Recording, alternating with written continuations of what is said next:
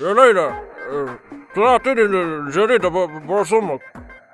نموت ونعرف ايش صاير في تونس. قالوا شنو عهد الحرية، هي حرية. كان في بالي راني سميت روحي صانع الديمقراطية مش التغيير. أما أنا غلب غلطوني. هاي يا سيدي، بسم الله. اجتياح كلية منوبة من قبل مجموعة ملتحية. أيوة، مجموعة من السلفيين توقف الدروس بكلية الآداب وتفرض لباس النقاب على الطالبات. وين أيامك يا زين. مجموعة من السلفيين تحتجز عميد الجامعة وتطالب بفصل الإناث عن الذكور وفرض ارتداد نقاب. والأحوال أحداث عنف في اعتصام باردو وتراشق الحجارة بين المساندين والمعارضين. يا والله شو اللي صاير في البلاد. بالله خليني نعمل تليفون ونفهم الحكاية شنو بالضبط.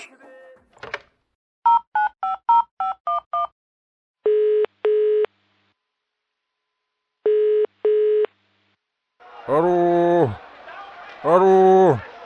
السلام عليكم ورحمة الله. بسم الله الرحمن الرحيم. أعوذ بالله من الشيطان الرجيم. وقل اعملوا فسيرى الله عملكم. صدق الله العظيم. من معي على هذا الهاتف؟ شكون معاه؟ الزين. فاعل خير وحبيت نحييكم. نعم نحييكم ونشد على يديكم وعلى كل المشاكل اللي تعملوا فيها. نقصد على المشاكل اللي تواجهوا فيها لإرسال صوت الإسلام فيما فيه خير الإسلام وكل المسلمين. نعم كل المسلمين.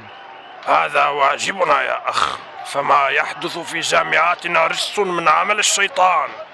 أيوة، هذا حبيت نقول لك مشاكل الاقتصاد والصحة والتعليم، الحديث الفاضي متاع مشاكل البلاد كلها تتحل بالوقت.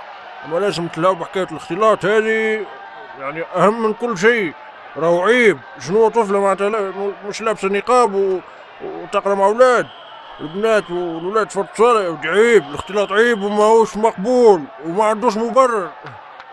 ونعم الكلام يا أخي في الجهاد، فلن ننام ولن يغمض لنا جفن إلا بعد تحقيق أهدافنا.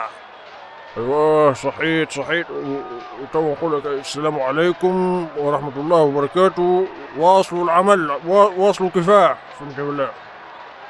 يا ليلى، سلكت يا مومس. هيا البس نقابك ونهبط لتونس.